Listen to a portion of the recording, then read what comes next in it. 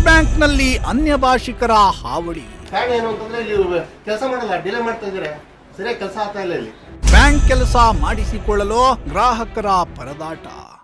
ಎಲ್ಲ ಹಿಂದಿ ಅವರು ಇಂಗ್ಲಿಷ್ ಬರೋರು ಯಾರು ಎಲ್ಲ ಹಿಂದಿ ಭಾಷೆ ಬರ್ತಾಯಿರ್ತಾರೆ, ಅವ್ರಿಗೆ ಗೊತ್ತಾಗ್ತಾ ಇಲ್ಲ ಗ್ರಾಹಕರಿಗೆ. ಒಂದು ಪೆನ್ಷನ್ ತಗೊಳಕ್ಕೆ, ಒಂದು ಆಧಾರ್ ಕಾರ್ಡ್ ಸೀಡಿಂಗ್ ಮಾಡ್ಸಕ್ಕೆ, ಅಥವಾ ಇನ್ನೊಂದು ತಗೊಳಕ್ಕೆ KYC ಮಾಡ್ಸಕ್ಕೆ, ಒಂದು ವಯ ಪೆನ್ಷನ್ ತಗೊಂತಿದ್ರೆ ಅವ್ರು ಬಂದು ಒನ್ ಡೇ ಫುಲ್ ನಿಂತ್ಕೊಂಡ್ಬಿಟ್ಟು ಇತ್ತ ಸತ್ತವರ ಅಕೌಂಟ್ನಿಂದ ಹಣ ಡ್ರಾ ಮಾಡಲು ಅಲೆದಾಟ.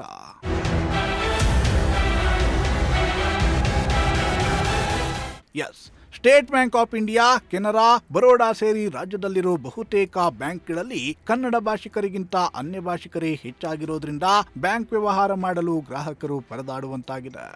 ಅನ್ಯ ಭಾಷಿಕರು ಕನ್ನಡಿಗರ ಮೇಲೆ ದರ್ಪ ತೋರಿದ ಪ್ರಕರಣಗಳು ಅಲ್ಲಲ್ಲಿ ಆಗಾಗ್ಗೆ ಬೆಳಕಿಗೆ ಬರ್ತಾನೆ ಇವೆ. ಹೀಗಾಗಿ ಬ್ಯಾಂಕ್ನಲ್ಲೂ ಕೂಡ ಕನ್ನಡ ಭಾಷೆಯನ್ನ ಕಡ್ಡಾಯ ಮಾಡುವಂತೆ ಕನ್ನಡ ಪರ ಸಂಘಟನೆಗಳು ಹೋರಾಟ ಮಾಡಿದ್ರೂ ಕೂಡ ಯಾವುದೇ ಪ್ರಯೋಜನ ಆಗ್ತಾ ಇಲ್ಲ. ಬ್ಯಾಂಕ್ನ ಬಹುತೇಕ ಸಿಬ್ಬಂದಿ ಅನ್ಯ ಭಾಷಿಕರಾಗಿದ್ದು ಕನ್ನಡ ಮಾತನಾಡಲು ಬಾರದಿರೋದ್ರಿಂದ ಗ್ರಾಹಕರು ಬ್ಯಾಂಕ್ನ ಕೆಲಸ ಮಾಡಿಕೊಳ್ಳಲು ಆಗದೆ ಪರದಾಡುವಂತಾಗಿದೆ. ಸಿಟಿಯವರಾದರೆ ಅಷ್ಟೋ ಇಷ್ಟೋ ಇಂಗ್ಲಿಷ್ ಭಾಷೆಯನ್ನ ಅರ್ಥ ಮಾಡಿಕೊಳ್ಳೋದ್ರಿಂದ ನಗರಗಳಲ್ಲಿರೋ ಬ್ಯಾಂಕ್ಗಳಲ್ಲಿ ಹೇಗೋ ಕೆಲಸ ಮಾಡಿಕೊಂಡು ದುಡಿಯುತ್ತಿದ್ದಾರೆ. ಆದರೆ ಹೋಬಳಿಗಳಲ್ಲಿರೋ ಬ್ಯಾಂಕ್ಗಳಿಗೆ ಸುತ್ತಮುತ್ತ ಇರೋ ಹಳ್ಳಿಗಳ ರೈತರು ಬರ್ತಾ ಇರೋದ್ರಿಂದ ಅವರಿಗೆ ಕನ್ನಡ ಭಾಷೆ ಬಿಟ್ಟರೆ ಬೇರೆ ಭಾಷೆ ಬರೋದಿಲ್ಲ. ಇದರಿಂದ ಬ್ಯಾಂಕ್ ಸಿಬ್ಬಂದಿ ಜೊತೆ ಸರಿಯಾಗಿ ಕಮ್ಯುನಿಕೇಟ್ ಮಾಡೋದಕ್ಕೆ ಆಗದೇ ಇರೋದ್ರಿಂದ ರೈತರು ಅಲೆದಾಡುವಂತಹ ಪರಿಸ್ಥಿತಿ ಇದೆ. ಈಗ ಇಂಥದ್ದೇ ಪ್ರಕರಣ ತುಮಕೂರು ಗ್ರಾಮಾಂತರ ಕ್ಷೇತ್ರದ ಹೊನ್ನುಡಿಕೆ ಗ್ರಾಮ ಪಂಚಾಯಿತಿಯಲ್ಲಿ ನಡೆದಿದೆ.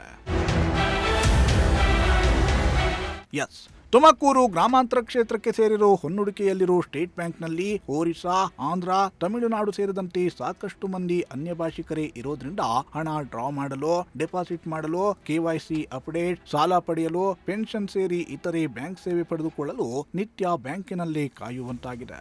ದಿನಗಟ್ಟಲೆ ಕಾದರೂ ಯಾವುದೇ ಪ್ರಯೋಜನ ಇಲ್ಲದೆ ಗ್ರಾಹಕರು ಮನೆಗೆ ವಾಪಸ್ ಹೋಗಿ ಮರುದಿನ ಮತ್ತೆ ಬ್ಯಾಂಕ್ಗೆ ಬಂದು ಕಾಯುವಂತಹ ಪರಿಸ್ಥಿತಿ ಇದೆ ಅಂತ ಗ್ರಾಹಕರು ಅಳಲನ್ನ ತೋಡಿಕೊಳ್ತಿದ್ದಾರೆ. ಅಂತಾರೆ ಸರ್, ಇಲ್ಲಿ ಬಂದಿರೋದು ನಾವು ಗೋಲ್ಡ್ ಲೋನ್ ತಗೊಂಡಿದ್ದೀವಿ, ಗೋಲ್ಡ್ ಲೋನ್ ಇಟ್ಬೇಕು, ಇನ್ನೊಂದು ಕೆಲಸ ಮಾಡಬೇಕು, ಬೇರೆ ಡಿಲೇ.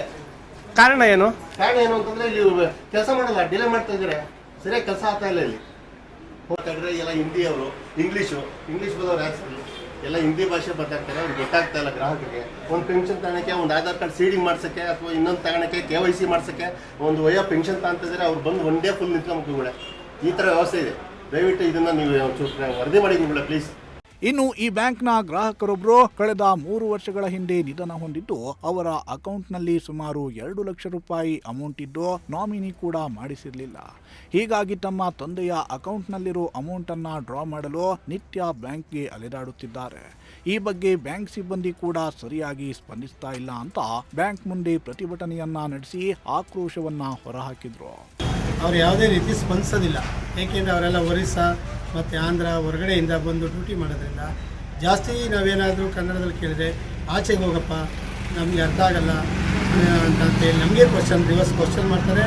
ಮತ್ತು ಇಲ್ಲಿ ಬ್ಯಾಂಕು ನಮ್ಗೆ ಯಾವುದೇ ರೀತಿ ಹಣಕಾಸಿನ ವಹಿವಾಟು ನಡೆಸಲಿಕ್ಕೆ ಯಾವುದೇ ರೀತಿ ಉಪಯೋಗವಿಲ್ಲ.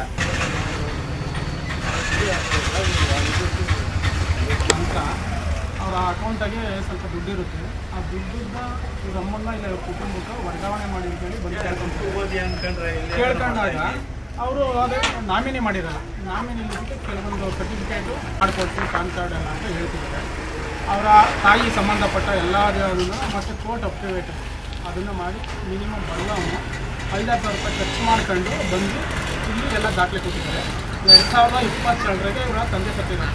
ಇದು 2022. ಇತ್ತ ಈ ಬ್ಯಾಂಕ್ನ ಮ್ಯಾನೇಜರ್ ಕೂಡ ಒರಿಸ್ಸಾ ಮೂಲದವರಾಗಿದ್ದು ಅವರಿಗೂ ಕೂಡ ಕನ್ನಡ ಬರೋದಿಲ್ಲ. ಹೀಗಾಗಿ ಇಲ್ಲಿರೋ ಬ್ಯಾಂಕ್ ಸಿಬ್ಬಂದಿಯನ್ನ ಬದಲಿಸಿ ಕನ್ನಡ ಭಾಷೆ ಬರುವವರನ್ನ ನೇಮಿಸಿ ಅಂತ ಇಲ್ಲಿನ ಸಾರ್ವಜನಿಕರು ಆಗ್ರಹಿಸಿದ್ದಾರೆ. ಸುಮಾರು ಒಂದು 5-6 ಕೇಸ್ಗಳು ವರ್ಷಗಟ್ಟಲೆಯಿಂದ ತಿರುಗ್ತಾವ್ರೆ. ಅವರು ಸಾಲ್ವ್ ಮಾಡಿಕೊಡ್ತಾರೆ. ಹೆಡ್ ಆಫೀಸರು ಅವ್ರು ಮಾಡಬೇಕು, ನಮ್ಮ ಪಾರ್ಟ್ ಆಫ್ ವರ್ಕ್ ಬಿಡಬೇಕು ಅಂತ ಹೇಳ್ಕೊಂಡು ಜಾರಿಗೆ ಉತ್ತರ ಕೊಟ್ಕೊಂಡು ಇವರು ಓಡಾಡ್ತವ್ರು ಮ್ಯಾನೇಜರ್ ಅವರು. ನಾವು ಈ ಅಧಿಕಾರಿಗಳನ್ನ ನಿಯೋಜನೆ ಮಾಡಿಕೊಡಿ. ಆಮೇಲೆ ಇಲ್ಲಿ ಏನು ತಾವು ಬ್ಯಾಂಕಿಗೆ ಭೇಟಿ ಕೊಟ್ಟು ಇಲ್ಲಿ ಏನು ಸ್ಥಿತಿಗತಿ ಏನು ತಪ್ಪಾಗೈತೆ ದಯವಿಟ್ಟು ಪರಿಶೀಲನೆ ಮಾಡಿ ಗ್ರಾಹಕರಿಗೆ ಅನುಕೂಲ ಮಾಡಿಕೊಡ್ಬೇಕು ಅಂತ ಸ್ಟೇಟ್ ಬ್ಯಾಂಕ್ ಆಫ್ ಇಂಡಿಯಾದ ಉನ್ನತಾಧಿಕಾರಿಗಳಲ್ಲಿ ನಾವು ಮನವಿ ಮಾಡ್ತಾ ಇದ್ದೀವಿ. ದಯವಿಟ್ಟು ಈ ಕೆಲಸ ಮಾಡಿಕೊಡ್ತೀರಿ ಅಂತ ಭಾವಿಸಿರ್ತೇವೆ. ನಗರ ಪ್ರದೇಶದ ಜನರಿಗೆ ಅಲ್ಪ ಸ್ವಲ್ಪ ಇಂಗ್ಲಿಷ್, ಹಿಂದಿ ಸೇರಿ ನಾನಾ ಭಾಷೆಗಳ ಅರಿವು ಇರೋದ್ರಿಂದ ಹೇಗೋ ಮ್ಯಾನೇಜ್ ಮಾಡಿಕೊಂಡು ಹೋಗ್ತಿದ್ದಾರೆ. ಆದರೆ ಹಳ್ಳಿಯಲ್ಲಿರೋ ಅನಕ್ಷರಸ್ಥರು ಹೇಗೆ ವ್ಯವಹರಿಸಬೇಕು? ಈ ಬಗ್ಗೆ ಅಧಿಕಾರಿಗಳು ಗಮನ ಹರಿಸಿ ಕನಿಷ್ಠ ಪಕ್ಷ ಗ್ರಾಮಾಂತರ ಭಾಗದಲ್ಲಿರೋ ಬ್ಯಾಂಕ್ಗಳಲ್ಲಿ ಕನ್ನಡಿಗರನ್ನ ನೇಮಿಸಿ ರೈತರಿಗೆ ಅನಕ್ಷರಸ್ಥರಿಗೆ ಅನುಕೂಲ ಮಾಡಿಕೊಡಬೇಕಿದೆ ಅನ್ನೋದು ಪ್ರಜಾಶಕ್ತಿಯ ಕಳಕಳಿಯಾಗಿದೆ. ಶ್ರೀನಿವಾಸ್ ಸೋಪನಹಳ್ಳಿ, ಪ್ರಜಾಶಕ್ತಿ ಟಿವಿ, ತುಮಕೂರು.